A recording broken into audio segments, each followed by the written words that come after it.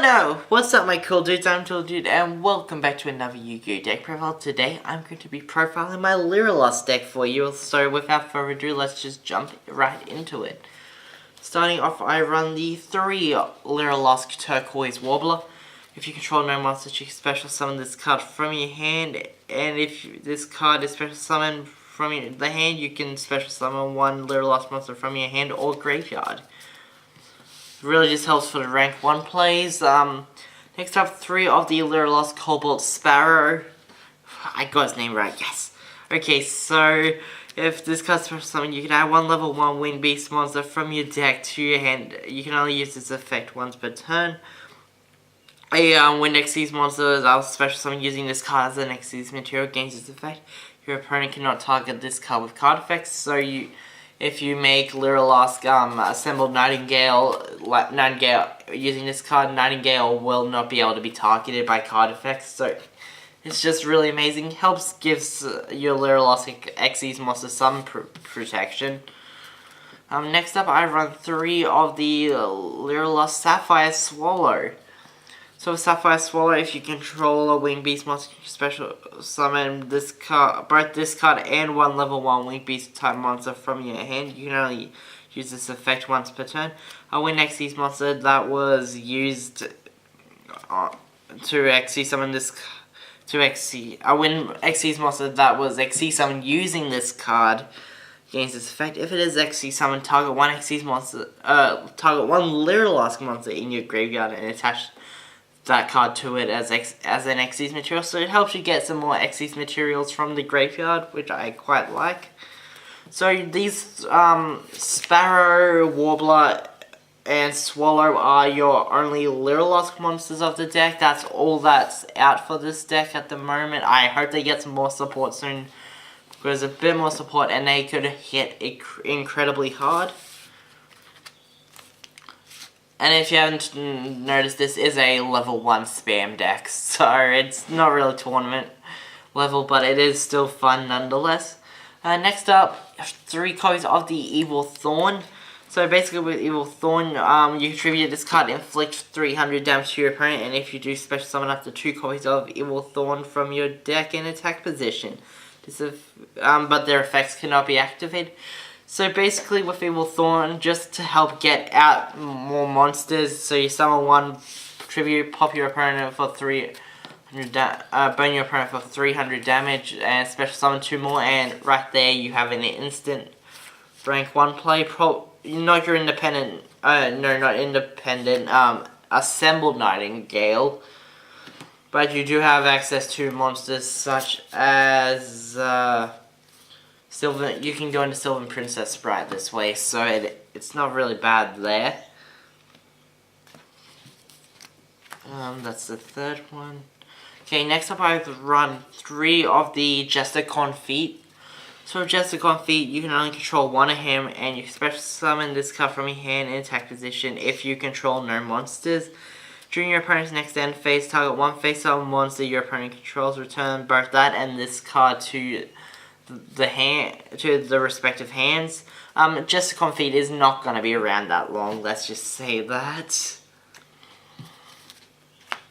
Oh yeah, and I just checked, Evil Thorn can be used to summon assembled Nightingale, so it's fine. Next up, for a bit of hand trap power, I run 3 copies of Battle Fader. So Battle Fader, if your opponent's monster declares a direct attack, you special summon this card from your hand and end the battle phase. It gives you another level 1 monster on board and it blocks attacks, so it is not bad at all. I do love Battle Fader in this deck.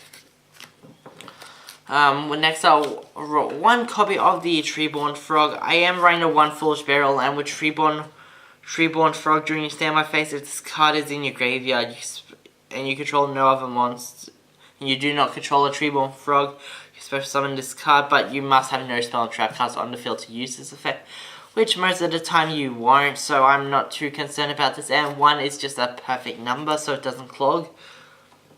Next up, because this deck is a bit short on the power scale, I run 1 Gorz, the Emissary Darkness. It also generates tokens to use for link plays, but Gorz is really just there to deter attacks from your opponent's bigger monsters.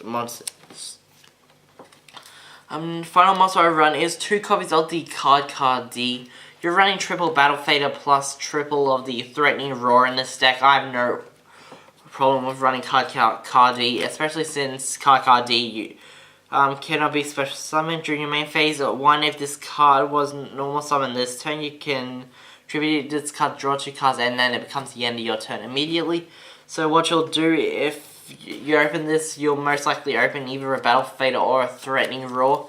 So you'll play the Threatening Roar. If it's Threatening Roar, you'll play that down, summon the Cardcar D, and just use Cardcar D's effect and just pass turn there. If you have Battle Fader in hand, if they attack, you'll just use Battle Fader's effect to save yourself. But anyway, moving on to spells, I run 3 copies of the Where Arf Thou. If you control a face-up level 1 monster, add 1 level 1 monster from your deck to your hand. During the end phase, if you take 2000 damage, if you did not normal summon the level 1 monster that you added with the effect of this card, just really searches out all your level 1s and all your monsters are level 1 with the exception of Gorz and the Cardcar. Next up, for draw power, since we are playing a few darks, I do run the 2 Allure of Darkness just to get some draw power, since we do run a healthy amount of dark type monsters. Next up, for some board wipes, I run double Dark Hole. Dark Hole, as I said, board wipes, it's not bad, and since no, it can't be targeted. Yeah, I'm getting my facts wrong, but Dark Hole is still good as a board wipe, especially if your opponent's got problematic monsters on the board like Borreload Dragon. Actually, Borreload can't be destroyed by card effects, I am pretty sure. But anyway, like, just hits problematic monsters. Anyway, moving on for token generation, I run 2 Scapegoat. Scapegoat is really just here for the token generation and helps for the open up the link zones, just like every other deck I've used it in the past couple of weeks. For the one-offs, I am running 1 Polymerization, 1 Monster Reborn, 1 1-for-1, and the 1 copy of Foolish Burial, which is out of frame. There we go. So basically, Polymerization for your independent Nightingale plays, Monster Reborn to get monsters back on the grid, 1-for-1 because almost every monster you're running in the deck is level 1. And then the Foolish Burial is here for the Treeborn Frog or sending a Lyrilusc to get back with Turquoise Warbler's effect. So anyway, moving on to traps. First trap, triple Threatening Roar. As I said, just to block attacks. Your opponent does not appreciate this happening. And then double Icarus for final trap, double Icarus Attack. Icarus Attack really just to pop problematic back row. That's really all it's here for. Tribute your Winged Beast to do so. Moving on to the extra deck, I run 1 copy of the Lyrilusc Independent Nightingale. This card is fusion summoned using an Xyz monster on the field as fusion material. Whose original name includes Lyrilusc. You can increase this card's level by the number of Xyz materials that card had, and this card gains attack point equal to its level by 500. So it starts off with 1000, but with the level 1 it goes up to 1500, and then depending on what Lyrilusc, how many Xyz material your Lyrilusc Xyz monster had when you fusion summon into her, she'll get a lot stronger. It's affected by other card effects, which is just amazing. So your opponent can kaiju it, but they can't interrupt the kaiju slumber to destroy it. It's just but anyway, once per turn, this is probably her best effect. Once per turn, you can inflict damage to your opponent equal to this card's level by 500. So with this deck, it is easy to get your assembled Nightingale 5xyz materials. You fuse it into the independent Nightingale, it will gain 2500 attack. It will gain 2500 attack points, so putting it on 3-5, and then you'll be able to do 500 attack points for each of its. Actually, 4k. 4k. Jeez, my math. Anyway, then it will gain like 5 levels, so it'll be level 6, so it'll be a 4k beat that once per turn can deal 3000 damage, which is just incredibly insane. Anyway, moving on to my next card, I run double of the Assembled Nightingale. So with Assembled Nightingale, 2 or more level 1 monsters, it's a generic rank 1.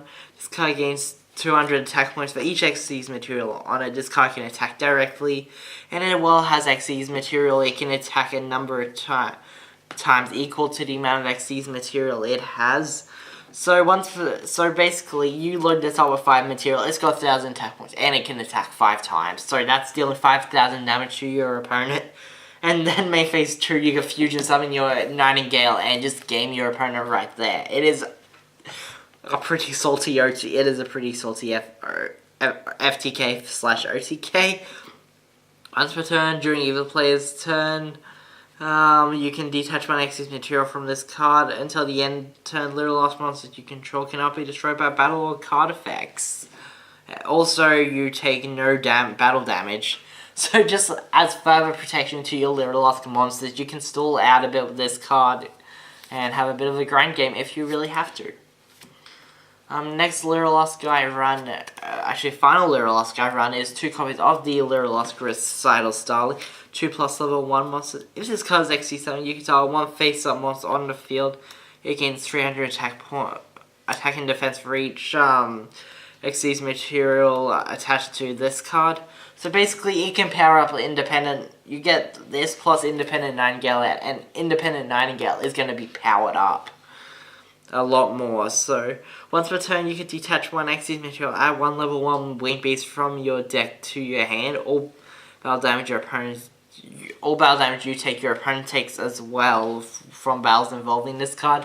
So your opponent does have to watch out. You can summon this in attack mode, and then your opponent will have to. If your opponent doesn't Kaiju or board wipe it, they'll have to watch out what they do with when they attack into your Recital Starling, because they'll be taking damage as well. Final rank 1 monster I run is the 1 Princessprite, no explanation needed. Moving on to Link monsters, I run triple of, some people might think this is a bit much, but I am playing triple of the Link Spder. So, hear me out here. So Link Spder is just really here. 2 are for the Scapegoat, and then 1 is to help make Decode Talker, because Decode Talker takes 2+ effect monsters. So basically with Link Spder, as I said, that's the only reason it's here. For Link 2s, I run the here we go. I run the 1 Proxy Dragon, a 1 Missus Radient, and a 1 Ebb. So Missus Radient just here for the Borreload play, because we do play the Scapegoats and the Link Spiders. Proxy Dragon just here for the Decode Talker. And Ebb is just here because you have different types and attributes of monsters to go with. Next up, I'm running the 1 Underclock Taker, just another monster to go with. Because most of your monsters, all your monsters are effect monsters. It's just another link to generic link, well, almost semi-generic rank to a link to it, if you will. Then for your final monsters, I run the 1 Decode Talker and the 1 Borreload Dragon. And yes, this is an ulti Decode Talker, by the way. Thanks for noticing. So just your heavy hitters of the deck, just to get some power behind your Lyrilusc monsters. If they indeed don't, if you're indeed in trouble, these guys will provide the backup support you need. But anyway, guys, that is going to be my Lyrilusc deck profile. If you guys enjoyed this video, please show your appreciation by smashing that like button down below. If you're new to the channel, please subscribe. But anyway, I'm going to get out of here for now. So until next time, stay frosty.